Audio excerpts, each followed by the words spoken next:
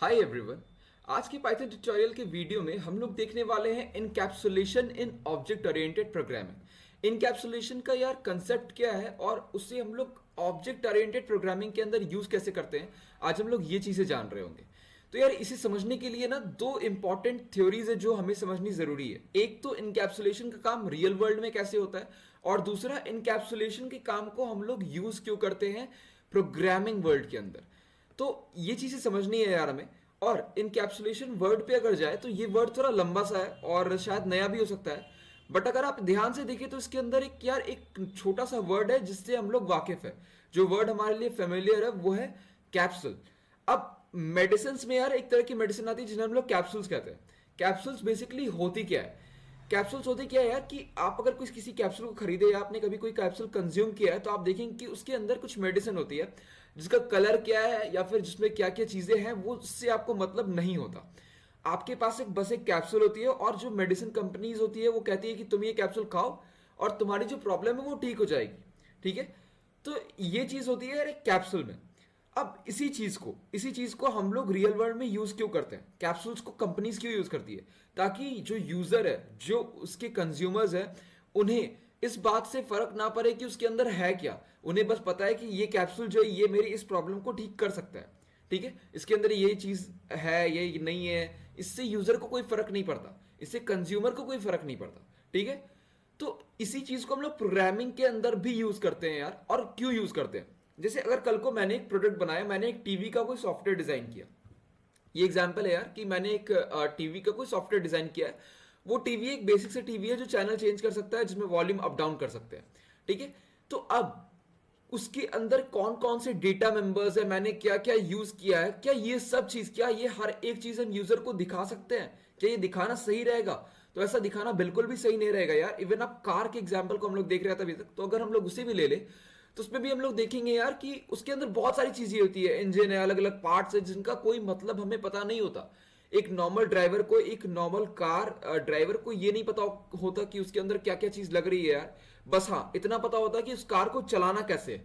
उस कार में जो भी पार्ट्स हमें दिए हुए हैं, जो स्टीयरिंग व्हील है, जो एक्सेलरेटर्स, जो पार्ट हमें दिख रहे हैं, जो पार्ट हमारे लिए दिए गए हैं, जो पार्ट हमें दिख रहे हैं, उन पार्ट्स का क्या यूज है और उनको यूज करके हम लोग क्या क्या कर सकते हैं, बस एक नॉर्मल यूजर को यार यही पता होता है। तो इसी चीज को हम लोग कंप्यूटर प्रोग्रामिंग में यार यूज करते हैं। क्यों करते हैं? ताकि हम लोग जो अपने डेटा मेंबर्स है, डेटा मेंबर्स यानी कि वो वेरिएबल जो हम लोग बनाते हैं अपने क्लास के लिए, उन्हें हम लोग सेफ एंड सिक्योर रख सके, उन्हें हम लोग यूजर से हाइड करके रख सके। क्योंकि एक तो नॉर्मल यूजर के पास उसका कोई काम नहीं है और कभी मेरे प्रोग्राम को कोई क्रैक ना कर सके, कोई मेरे प्रोग्राम को हैक ना कर सके। इस वजह से भी हम लोग इनकैप्सुलेशन का यूज करते हैं। ठीक है, ताकि हम लोग यूजर को वो परमिशन ही ना दे कि तुम यार ये डेटा मेंबर यूज कर पाओ। हम लोग बस यूजर को कुछ मेथड्स दे और बोले कि यार तुम ये मेथड्स को यूज करके उन जो तुम्हारे काम के वेरिएबल्स उनमें चेंजेस कर सकते हो, बाकी चीजों से तुम्हें कोई मतलब नहीं है। ठीक है, तो इस चीज को समझने के लिए यार, इस चीज को सिंटेक्स में समझने के लिए एक प्रोग्राम बनाते हैं टीवी का, और फिर देखते हैं यार कि हम लोग उसमें इनकैप्सुलेशन कैसे कर रहे हैं। ठीक है, तो अगर मैं एक क्लास बना लूं टीवी। अब टीवी के अंदर क्या क्या होता है? टीवी के अंदर मैं एक बेसिक टीवी बना रहा हूं, अगर मैं मेरे पास एक बेसिक टीवी का सॉफ्टवेयर है तो उसके अंदर क्या क्या होगा? सेल्फ डॉट चैनल्स, उसके अंदर कितने चैनल्स हैं। ठीक है, तो जैसे मैंने एक टीवी बनाया उसके अंदर 20 चैनल्स है। सेल्फ डॉट वॉल्यूम, ठीक है, वॉल्यूम 100 तक जा सकता है, बट अभी वॉल्यूम, एक नई टीवी में वॉल्यूम क्या होगा? 1। ठीक है, अब सेल्फ डॉट सेलेक्टेड चैनल, मतलब चैनल्स तो 20 है बट मैंने कौन सा चैनल लगाया हुआ है वो 1। ठीक है, तो अभी के लिए इतने वेरिएबल्स रख लेते हैं और मैं चाहता हूं कि यार यूजर इन वेरिएबल्स को डायरेक्टली एक्सेस करके चेंज ना कर पाए। मैं चाहता हूं कि मैं उन्हें कुछ मेथड्स दे दूं जिनके मदद से वो ये काम कर पाए। ठीक है, तो जैसे इसके लिए हम लोग यार यूज क्या करते हैं? इसके लिए हम लोग यूज करते हैं गेटर एंड सेटर फंक्शंस का। अब ये दोनों कोई स्पेशल फंक्शंस नहीं है, ये दोनों अलग अलग से कोई गेटर एक नाम का फंक्शन नहीं है, ये नेमिंग कन्वेंशन है जो हम लोग गेटर और सेटर बोलते हैं। गेटर का मतलब क्या है? किसी वैल्यू को, जो क्लास के अंदर वैल्यू है उसे गेट करने वाले फंक्शन को, जो उस वैल्यू को निकाल के मुझे दिखा पाए कि यार ये वैल्यू है इसमें अभी।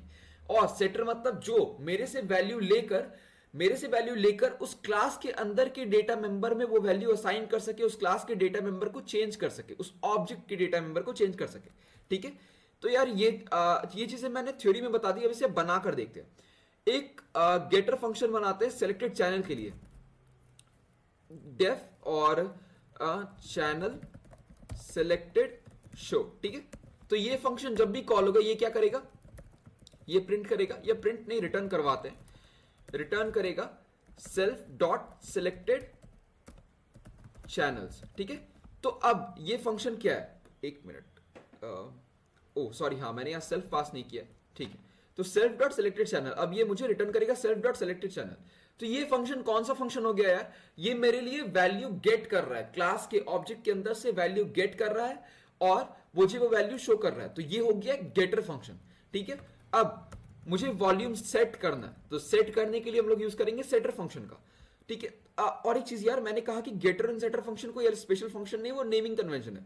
तो ये एक गेटर फंक्शन है, मतलब ये एक गेटर टाइप का फंक्शन है, ये ऐसा फंक्शन है जो कुछ गेट कर रहा है, इसे ऐसे फंक्शंस को हम लोग जनरली गेटर फंक्शन कहते हैं, ठीक है। तो उसी तरह से जो फंक्शन हम लोग यूज करेंगे वॉल्यूम को अप डाउन करने के लिए, उसका हम लोग कोई भी नाम रख ले, उसे हम लोग जनरली सेटर फंक्शंस कहते हैं, ठीक है। तो मैं एक फंक्शन बना लू, चेंज वॉल्यूम, ठीक है। और ये मुझसे सेल्फ तो लेगा ही, सेल्फ के बाद न्यू वॉल्यूम लेगा, मतलब नया वॉल्यूम क्या करना है, और चेक करेंगे if new volume is greater than 100, ठीक है। और या तो न्यू वॉल्यूम 100 से ज्यादा हो, या फिर new volume is less than 0, तो फिर रिटर्न कर देंगे, ठीक है, रिटर्न कर देंगे और वॉल्यूम चेंज नहीं होगा। अगर इफ यार ये इफ का कोड फॉल्स हो जाए, इसका मतलब है कि यूजर ने एक रियल मतलब एक नॉर्मल सा वैल्यू पास किया जैसे 50-60, तो उस वॉल्यूम पे हम लोग ले जा सकते हैं। तो तब हम लोग कर देंगे self dot volume equal to new volume, ठीक है। तो इस तरह से हम लोग वैल्यू में सेट कर देंगे। इस फंक्शन को समझना होगा यार, इस फंक्शन को मैं आपको समझा देता हूँ, ये फंक्शन कर क्या रहा है, ये मेथड क्या कर रहा है। चेंज वॉल्यूम क्या कर रहा है, एक मिनट मैंने आपको स्पेलिंग, हाँ, चेंज वॉल्यूम क्या कर रहा है, ये यूजर से एक न्यू वॉल्यूम लेगा अपने ऑब्जेक्ट के लिए। जैसे मैंने एक ऑब्जेक्ट बनाया tv1 और मैंने चेंज वॉल्यूम मेथड रन किया, तो ये क्या करेगा यार, ये न्यू वॉल्यूम ले जाएगा, पहले न्यू वॉल्यूम मुझसे एक ले जाएगा। अगर मैंने गलती से इसमें 100 से ज्यादा यानी 101 102 पास कर दिया, तो ये इफ कोड रन करेगा, क्या ये 100 से ज्यादा है। अगर 100 से ज्यादा नहीं है तो क्या, और एंड या ऑपरेटर्स जो हम लोग यूज कर सकते हैं इफ के अंदर, फॉर के अंदर, फॉर नहीं सॉरी इफ के अंदर। तो और न्यू वॉल क्या 0 से छोटा है, क्या मैंने नेगेटिव नंबर तो पास नहीं कर दिया, क्योंकि यार 100 से ज्यादा या 0 से छोटा ये वॉल्यूम जो है, ये वॉल्यूम कोई रियलिस्टिक वॉल्यूम नहीं है। किसी भी टीवी में हमने नहीं दिखा कोई वॉल्यूम 100 से ऊपर जा रहा है, ठीक है। तो तब हम लोग वॉल्यूम चेंज नहीं करेंगे, हम लोग नॉर्मली रिटर्न कर देंगे। और अगर ये इफ रॉन्ग हो जाए तो ये इफ रन नहीं करेगा उसके बाद, मतलब जो हमने वॉल्यूम पास किया है वो एक लेगिट वॉल्यूम है और उसे हम लोग सेट कर देंगे यहां पर वॉल्यूम में, ठीक है। उसके बाद गेट वॉल्यूम सेल्फ और कुछ भी नहीं सॉरी, ये गेटर फंक्शन बन जाएगा जिसमें हम लोग कर देंगे रिटर्न सेल्फ डॉट वॉल्यूम। तो इस तरह से यार मेरा क्लास तैयार हो गया, ठीक है, मेरा क्लास तैयार हो चुका है यहां पर। अब अगर मैं इसका एक ऑब्जेक्ट बनाऊं tv1 is equal to tv, मेरा ऑब्जेक्ट बन गया।